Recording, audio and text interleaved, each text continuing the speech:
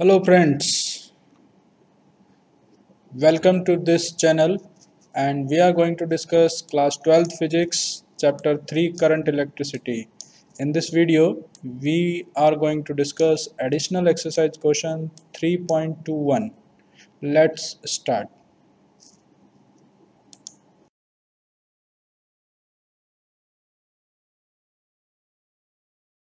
Okay friends, as usually first of all we will discuss question.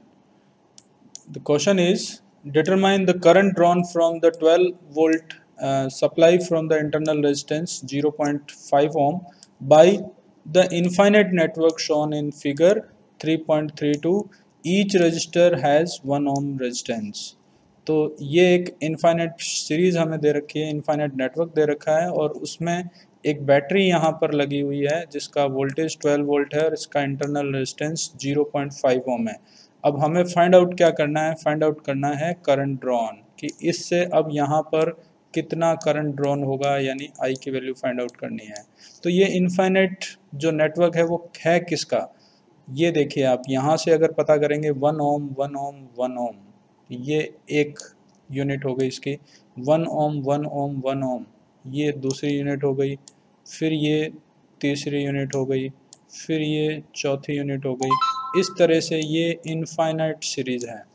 ठीक है, हमें find out करना है इसका इंटरनल रेजिस्टेंस सबसे पहले, सॉरी टोटल रेजिस्टेंस, एंड फिर फाइंड आउट करना है कि इससे बैटरी से करंट कितना ड्रॉन होगा।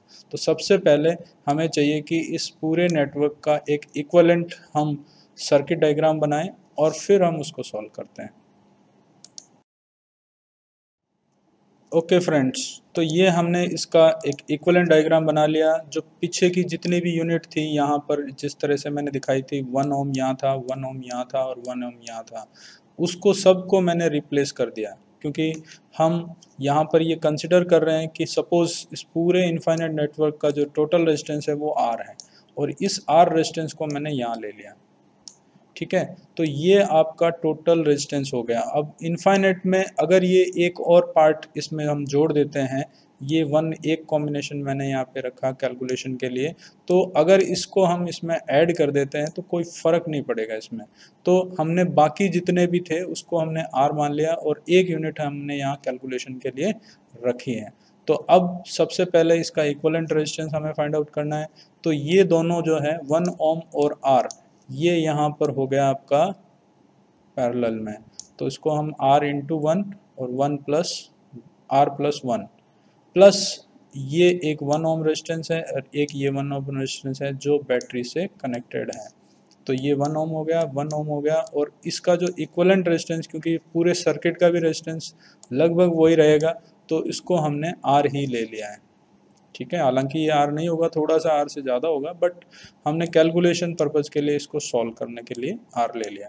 तो अब इसको हम सॉल्व कर लेते हैं।